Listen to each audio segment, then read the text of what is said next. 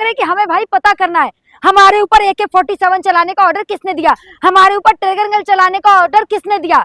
और हम छात्र हैं, हमारे ऊपर जो इन लोगों ने बर्बरता की थी वो क्यों हुई, और जो सिविल ड्रेस में गुंडे मार रहे थे वो कौन थे, किसके भेजे हुए गुंडे थे। आपके शिक्षा मंत्री का इस्तीफा तो हो गया, फिर आप देश के गृह मंत्री का इस्तीफा क्यों मांग रही हैं? अरे भाई कैसे पत्रकार हैं आप, लग रहा है ना आप भी अमन चोपड़ा की तरह बन रहे हैं या फिर रूपका लियाकत की तरह। मतलब इस महिला को क्या बोलूं, हंसी आ रही, नाम ही अच्छा याद आ गया। 2 बार इसने लिखा शिक्षा, ठीक है, और दोनों बार गलत लिखा भाई साहब। एक बार डंडा लगाना भूल गई और एक बार छा बनाना भूल गई। मतलब ये पत्रकार है जिन्हें शिक्षा लिखना नहीं आता। वही चीज है ना, जब इन्हें शिक्षा लिखना नहीं आता तो ये हमारी पीड़ा क्या समझेंगे। आपकी नाराजगी जायज है, लेकिन देश के वो गृह मंत्री है, देश को संभालते हैं, बेहतर कानून व्यवस्था बनाया किसने, इन्हें चुनाव जिताया किसने, हमने ना।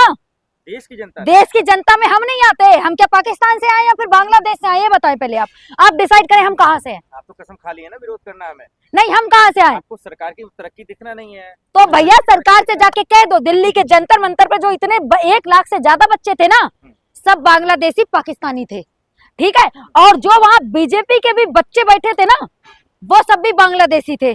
कह दो ना कि हम सीधे बांग्लादेशी हैं। आज अमित शाह जी का इस्तीफा मांग रही है, सीएम हेमंत सोरेन का क्यों नहीं मांग रही, झारखंड के मुख्यमंत्री का? वो भी तो बच्चों पे बदमाशी कर रहे हैं, वाटर कैनन छोड़ा, आज लाठी चार्ज करवा दिया उनका, उनसे भी मांग। पुलिस किसके हाथ में भाई साहब, पुलिस उन्हीं के हाथ में है, स्टेट में पुलिस के किसके हाथ में, झारखंड तो यूपी की पुलिस किसके, तो दिल्ली की पुलिस किसके हाथ में हुई, वो तो गृह मंत्री के हाथ में। ठीक है, दिल्ली की पुलिस गृह मंत्री के हाथ में, ठीक है, झारखंड की पुलिस स्टेट के हाथ में।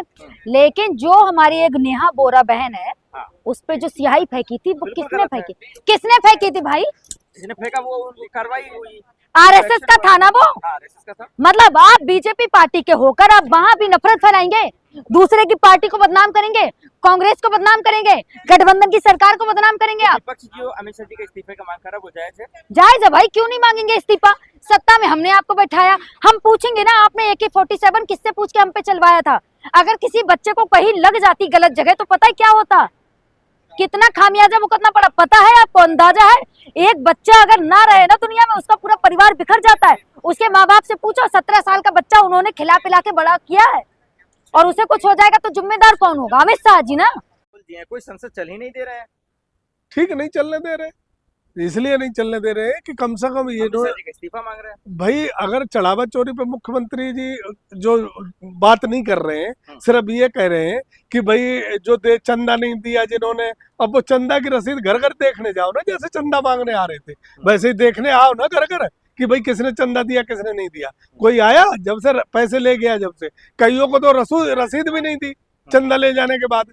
और ये अब अगर इतने बड़े राम के मंदिर से, राम के बोट से और राम के नाम से जब सरकार चला रहे हैं तो गृह मंत्री जी को देना चाहिए कि चंदा चोरी जो वहाँ करवाई है वो किसने करवाई और चंपत राय जी को कौन बचा रहा है। तो ये बयान तो विपक्ष सही मांग रहा है। मंत्री का इस्तीफा हो गया, फिर अमित शाह जी का इस्तीफा क्यों मांगना? भाई शिक्षा मंत्री का इस्तीफा इसलिए हुआ है कि वो पेपर बेचे गए हैं, जो घोटाले हुए हैं, पेपर लीक हुए हैं। लेकिन अमित शाह जी चंदा चोरी के मामले में यही तो गए थे वहाँ प्रधानमंत्री जी उसकी प्राण प्रतिष्ठा करने, तो प्रधानमंत्री जी की जिम्मेदारी बनती है ना कि भाई क्यों नहीं चंदा चोरी पे आप आके 2 शब्द बोलो ना सदन में आके, पूरा देश सुने, दुनिया सुने कि आपके क्या विचार है चंदा चोरी पे। तो चंदा चोरी करवाना, 20 तारीख को जो प्रोटेस्ट हुआ, छात्रों को जो पीटा गया, गोलियां चलाई, कह रहा उस वजह से इस्तीफा मांगा जाना चाहिए। भाई देखो इस्तीफा दोनों चीजों से मांगना चाहिए। भाई जो हमारी बेटियां थी देश की, जो छात्र थे, जो देश का भविष्य है,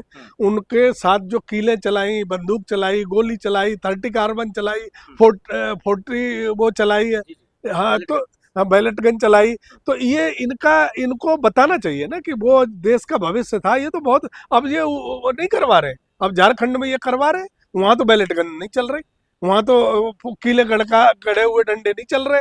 लेकिन यहाँ दिल्ली में क्यों चले? क्योंकि दिल्ली में इन्होंने गोली चलाई है। भाई अमित शाह जी ने नहीं चलवाई है तो किसने चलवाई? अगर राम मंदिर में जब नेताजी गोली चलवा सकते हैं तो यहाँ कौन चलवा सकता है? भाई जिम्मेदारी तो लेनी पड़ेगी। छोड़ दे किशनपाल जी। नहीं, पुलिस को कोई नहीं मार रहा है, पुलिस किसान, ये बात भी आप किसान आंदोलन में भी कह रहे थे कि किसान पुलिस को मरने को, पुलिस और किसान कभी नहीं भिड़े, यहाँ छात्र और पुलिस कभी नहीं भिड़ती। लेकिन ये जो इन लोगों ने, गृह मंत्री जी ने जबरदस्ती भिड़ाए, और मुझे लगता है कि इसका परिणाम इन्हें भुगतना पड़ेगा।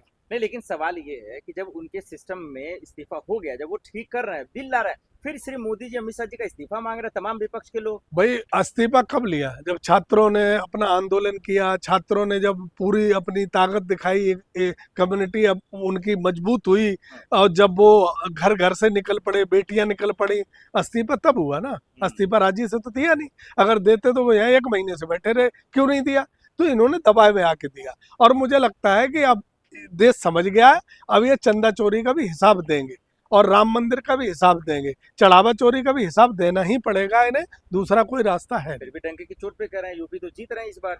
वो तो पता लगेगा यूपी में जाएंगे तो यूपी में अगर बंगाल से ले आए, मध्य प्रदेश से ले आए, अगर उत्तराखंड से ले आए, जनता तो नहीं कह सकता हूँ। चुनाव आयोग जिता दे, अधिकारी जिता दे, जनता तो नहीं जिताने वाली है उत्तर प्रदेश में, बिल्कुल। तो अमित शाह जी का इस्तीफा मांगा जा रहा है, आप समर्थन करते हैं? बिल्कुल समर्थन करता हूँ। जब एक आप मंदिर की सुरक्षा नहीं कर सकते हो, जिस पे आपने सरकार चला रहे हो, और जो आधे अधूरे मंदिर की तुमने जल्दबाजी में प्राण प्रतिष्ठा करवा दी, वहाँ भगवान राम भी दर्शन नहीं दे रहे हैं, तुमने मूर्ति भगवान राम की बदल दी, तो सारी चीजें जब तुम अपनी मर्जी से ही कर रहे हो और उस मंदिर की भी रखवारी नहीं कर पा रहे हो, तो मुझे लगता है आपको सत्ता में रहने का कोई अधिकार नहीं।